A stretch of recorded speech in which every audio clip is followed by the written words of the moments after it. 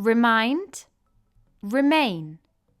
In this video, I will go through the difference between these two words. Remind. Remind is a verb, and it means to cause someone to remember someone or something. So you do the action of reminding someone by either talking to them or through a message.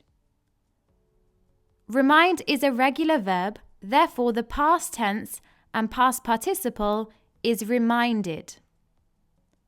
For example, please remind me to post the package. Another example is, I reminded him to do his homework. Remain. Remain is a verb, and it means to stay in the same place or same condition.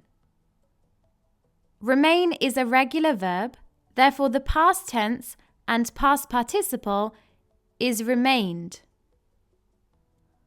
For example, supermarkets will remain open.